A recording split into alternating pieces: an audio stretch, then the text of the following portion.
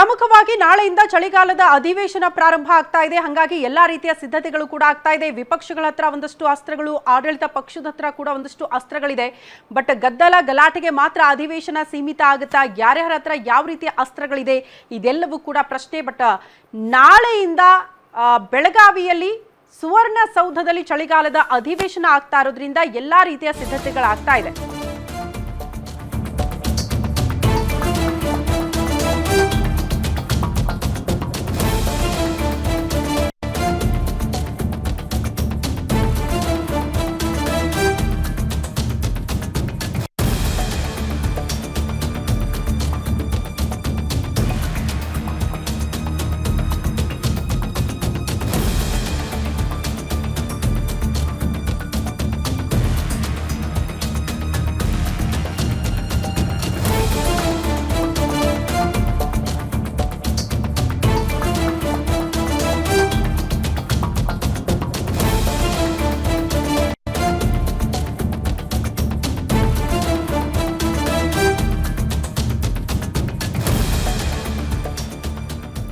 ಚಳಿಗಾಲದ ಅಧಿವೇಶನ ಪ್ರಾರಂಭ ಆಗುತ್ತೆ. ಬಟ್ ಅದಕ್ಕೂ ಮುನ್ನ ಕಾಂಗ್ರೆಸ್ನಲ್ಲಿ ಕುರ್ಚಿ ಕದನ ಇದೆಯಲ್ಲ, ಅದಕ್ಕೆ ಸಂಬಂಧಪಟ್ಟಂತೆ ಏನ್ ಬೆಳವಣಿಗೆ ಆಗುತ್ತೆ ಅದನ್ನ ಗಮನಿಸೋಣ. ಸಂಪುಟ ಪುನರ್ರಚನೆ ವಿಚಾರದ ಬಗ್ಗೆ ಕೂಡ ಶಾಸಕರು ಮೊದಲು ಪ್ರಸ್ತಾಪ ಮಾಡಬಹುದು ಅಂತೆ.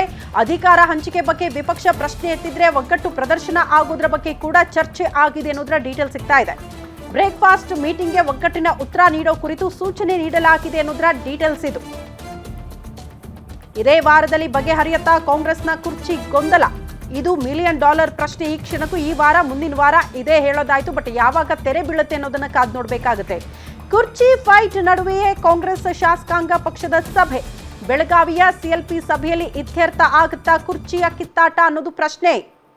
ಶಾಸಕರನ್ನ ವಿಶ್ವಾಸಕ್ಕೆ ಪಡೆದುಕೊಳ್ಳುವಂತಹ ಪ್ರಯತ್ನ ಈ ಸಭೆಯಲ್ಲಿ ಯಾವ ನಾಯಕರಿಂದ ಆಗುತ್ತೆ? ಸಿದ್ದರಾಮಯ್ಯನವರ ಬೆಂಬಲಕ್ಕೆ ಅತಿ ಹೆಚ್ಚಿನ ಶಾಸಕರ, ಡಿಕೆ ಶಿವಕುಮಾರ್ ಅವರ ಬೆಂಬಲಕ್ಕೆ ಅತಿ ಹೆಚ್ಚಿನ ಶಾಸಕರ? ಇದು ಪ್ರಶ್ನೆ ಇದೆ. ಅದರ ಜೊತೆಗೆ ಹಲವಾರು ಜನ ಹಿರಿಯ ಶಾಸಕರು ಕಾಯ್ತಾ ಇರೋದು ಸಂಪುಟ ಪುನರ್ರಚನೆ ಆಗಬೇಕು, ನಮಗೊಂದು ಸಚಿವ ಸ್ಥಾನ ಸಿಗಬೇಕು, ನಮಗೊಂದು ಅವಕಾಶ ಮಾಡಿಕೊಡಿ ಅಂತ. ಮೋಸ್ಟ್ಲಿ ಅದ್ರ ಬಗ್ಗೆ ಚರ್ಚೆ ಆಗುತ್ತೆ. ಪ್ರಮುಖವಾಗಿ ಉದ್ದೇಶ ಇರೋದೇನು ಅಂತ, ಚಳಿಗಾಲದ ಅಧಿವೇಶನದಲ್ಲಿ ವಿಪಕ್ಷಗಳನ್ನ ಕಟ್ಟಿ ಹಾಕೋದು ಹೇಗೆ ಅನ್ನೋದ್ರ ಬಗ್ಗೆ ಸಲಹೆ ಸೂಚನೆಗಳನ್ನ ಈ ಸಭೆಯ ಮೂಲಕ ಕೊಡಲಾಗುತ್ತೆ.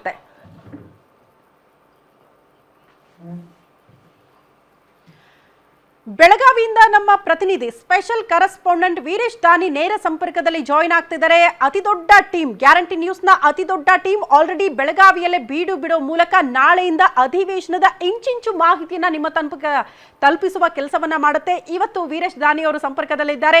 ವೀರೇಶ್, ಬೆಳಗಾವಿಯಲ್ಲಿದ್ದೀರಿ, ನಾಳೆಯಿಂದ ಅಧಿವೇಶನ, ಅದಕ್ಕೂ ಮುನ್ನ ಶಾಸಕಾಂಗ ಪಕ್ಷದ ಸಭೆ ಇದೆ ಕಾಂಗ್ರೆಸ್ನಿಂದ. ಅದು ವೆರಿ ಕುತೂಹಲಕ್ಕೆ ಕಾರಣ ಆಗ್ತಾ ಇರೋದು, ವೆರಿ ಇಂಟ್ರೆಸ್ಟಿಂಗ್ಗೆ ಕಾರಣ ಆಗಿರುವಂತಹ ವಿಚಾರಗಳು ಏನೆಲ್ಲ ಚರ್ಚೆ ಆಗುತ್ತೆ ಈ ಸಭೆಯಲ್ಲಿ, ಏನ್ ಸಲಹೆ ಸೂಚನೆಗಳನ್ನ ಶಾಸಕರಿಗೆ ಕೊಡ್ತಾರೆ ಅಂತ ಅದ್ರ ಬಗ್ಗೆ ಮಾಹಿತಿ ಕೊಡೋದಾದ್ರೆ ವೀರೇಶ್.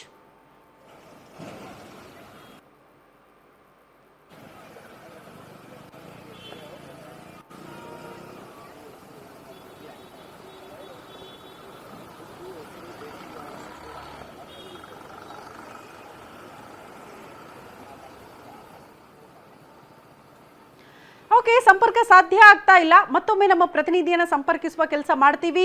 ನಾನು ಆರಂಭದಲ್ಲೇ ಹೇಳಿದ್ನಲ್ಲ, ಗ್ಯಾರಂಟಿ ನ್ಯೂಸ್ನ ಅತಿ ದೊಡ್ಡ ತಂಡ ಆಲ್ರೆಡಿ ಬೆಳಗಾವಿಯನ್ನ ರೀಚ್ ಆಗಿದೆ. ಬೆಳಗಾವಿಯಲ್ಲಿ ಬೀಡು ಬಿಡೋ ಮೂಲಕ ಇವತ್ಯಾರೆಲ್ಲ ನಾಯಕರು ಬರ್ತಾರೆ, ಚಳಿಗಾಲದ ಅಧಿವೇಶನಕ್ಕೆ ಯಾವ ರೀತಿ ಸಿದ್ಧತೆಗಳಾಗಿದೆ, ಅಲ್ಲಿ ಆಗುವಂತಹ ಸಭೆಗಳ ಇನ್ಸೈಡ್ ಮಾಹಿತಿ, ಜೊತೆಗೆ ರಾಜ್ಯ ರಾಜಕೀಯಕ್ಕೆ ಸಂಬಂಧಪಟ್ಟಂತೆ ಏನ್ ಬೆಳವಣಿಗೆ ಆಗುತ್ತೆ, ಇಂಚಿಂಚು ಮಾಹಿತಿಯನ್ನ ಕೂಡ ನಿಮ್ಮ ತನಕ ತಲುಪಿಸೋದಕ್ಕೆ ಗ್ಯಾರಂಟಿ ನ್ಯೂಸ್ನ ಅತಿ ದೊಡ್ಡ ತಂಡ ಕುಂದಾನಗರಿ ಬೆಳಗಾವಿಯಲ್ಲೇ ಬೀಡು ಬಿಟ್ಟಿದೆ. ಹಾಗಾಗಿ ಪ್ರತಿ ಕ್ಷಣದ ಮಾಹಿತಿ ಕೂಡ ಮಿಸ್ ಆಗೋದಿಲ್ಲ. ಈ ಬಗ್ಗೆ ಮತ್ತಷ್ಟು ಡೀಟೇಲ್ಸ್ ಅನ್ನ ಪಡ್ಕೊಳ್ಳೋಣ. ಸ್ಪೆಷಲ್ ಕರೆಸ್ಪಾಂಡೆಂಟ್ ವೀರೇಶ್ ದಾನಿ ನೇರ ಸಂಪರ್ಕದಲ್ಲಿ ಇದ್ದಾರೆ. ವೀರೇಶ್, ಶಾಸಕಾಂಗ ಪಕ್ಷದ ಸಭೆ ಏನೆಲ್ಲ ಚರ್ಚೆ ಆಗಬಹುದು ಅನ್ನೋದು ಕುತೂಹಲ, ಅದ್ರ ಬಗ್ಗೆ ಡೀಟೇಲ್ಸ್ ಅನ್ನ ಕೊಡೋದಾದ್ರೆ.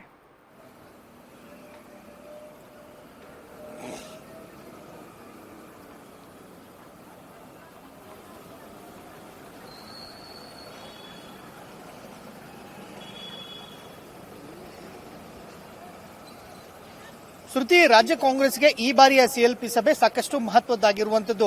ಈ ಬಾರಿಯ ಸಿಎಲ್ಪಿ ಸಭೆಗಿಂತ ಮುಂಚಿತವಾಗಿ ಕಳೆದ ಸಿಎಲ್ಪಿ ಸಭೆ ನಡೆದಿರುವಂತಹ ಸಂದರ್ಭದಲ್ಲಿ ಅಂದು ಅಭಿವೃದ್ಧಿ ಮತ್ತು ಅನುದಾನದ ವಿಚಾರಕ್ಕೆ ಸಂಬಂಧಿಸಿದಂತೆ ಸಾಕಷ್ಟು ಶಾಸಕರು ಬಹಿರಂಗವಾಗಿ ಧ್ವನಿಯನ್ನ ಎತ್ತಿದಂತ ಸಂದರ್ಭದಲ್ಲಿ ರಾಜ್ಯ ಕಾಂಗ್ರೆಸ್ ಉಸ್ತುವಾರಿಯಾಗಿದ್ದಂತಹ ರಣದೀಪ್ ಸಿಂಗ್ ಸುರ್ಜೇವಾಲಾ ಅವರು ರಾಜ್ಯಕ್ಕೆ ಆಗಮಿಸಿ ಶಾಸಕರಿಂದ ಅಭಿಪ್ರಾಯವನ್ನ ಸಂಗ್ರಹಣೆ ಮಾಡಿದ್ರು.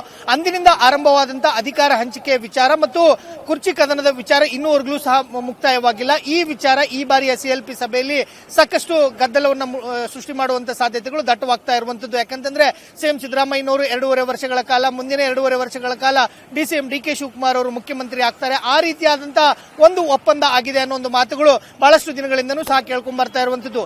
ಈ ವಿಚಾರ ಈ ಬಾರಿ ಡಿಸಿಎಂ ಡಿಕೆ ಶಿವಕುಮಾರ್ ಆಗಿರ್ಬೋದು ಮತ್ತು ಸಿಎಂ ಸಿದ್ದರಾಮಯ್ಯನವರ ಬೆಂಬಲಿಗರು ಎಲ್ಲರೂ ಸಹ ಈ ವಿಚಾರವನ್ನ ಸಿಎಲ್ಪಿ ಸಭೆಯಲ್ಲಿ ಪ್ರಸ್ತಾಪ ಮಾಡುವಂತಹ ಸಾಧ್ಯತೆಗಳು ದಟ್ಟವಾಗಿರುವಂತದ್ದು. ಸಿಎಂ ಸಿದ್ದರಾಮಯ್ಯನವರು ಕೊಟ್ಟ ಮಾತಿನಂತೆ ನಡೆದುಕೊಳ್ತಾರೆ ಅಂತಂದೇಳಿ ಡಿಸಿಎಂ ಡಿಕೆ ಶಿವಕುಮಾರ್ ಅವರ ಬೆಂಬಲಿಗರು ಹೇಳ್ತಾ ಇರುವಂತದ್ದು. ಇನ್ನೊಂದು ಕಡೆ ಸಿಎಂ ಸಿದ್ದರಾಮಯ್ಯನವರೇ 5 ವರ್ಷಗಳ ಕಾಲ ಮುಖ್ಯಮಂತ್ರಿ ಅಂತ ಹೇಳಿ ಅವರ ಬಣದವರು ಹೇಳ್ತಾ ಇರುವಂತದ್ದು.